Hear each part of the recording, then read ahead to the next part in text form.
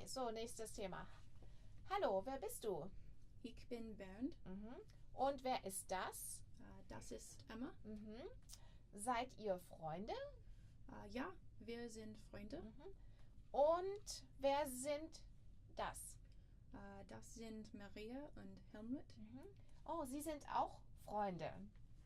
Yeah. So what do you see here if you look at the words that are marked in yellow? They're irregular. What is irregular? What do you mean? They don't follow a specific pattern that's easy to, like, they're not the same word, just changed. Okay. Do you know what bist, sind, ist means? What word is that? I am. Yeah, it's like I am. Yeah. So the verb sein is equivalent to English to be. It is an irregular verb. Its conjugation does not follow a predictable pattern. It is ich bin, du bist, sie sind, sie es ist, wir sind, ihr seid, sie sind, or sie sind. Yeah? To be is irregular, also in English. For example, I am. We are. Or you are. Or he, she, it. He, she, it is. Is, exactly. So similar as in English, also in German it's irregular, so we have to memorize it. It's one of those verbs we use all the time. Ja, so for example, ich bin Amerikaner oder sie ist Deutsch. Sie ist Deutsch und wir sind Freunde. Wir sind Freunde. Ja? So remember one of those key verbs to memorize. Let's try this one. Hallo, ich bin Christiane Reeves. Wer bist du? Ich bin Nicole.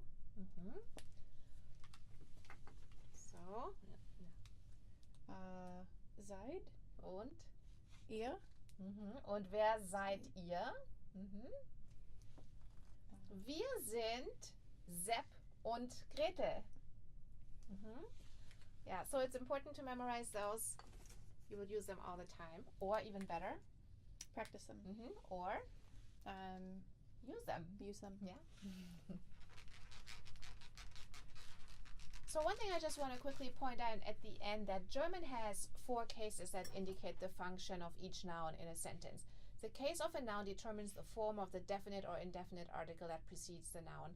The form of any adjectives that modify the noun, and the form of the pronoun can replace the noun. So this is just more for future reference. Again, and why you need to memorize those articles. Nominative, you say der Professor ist alt, yeah, but they end up, the articles are changing depending on what place the noun has in a sentence. For example, accusatives, it would be ich verstehe den Professor. Dativ, it is dem Professor, and genitive, it would be des Professors. Don't worry about this right now. I just want to give you a heads up that these articles are very important, but they do follow very strict patterns, so they will be easy to remember in the future. Okay, that's it for now. Any questions? No, not yet. Okay, good. And if you want to know more, take a look at your book. There's way more explanations on these topics. Dankeschön. Danke.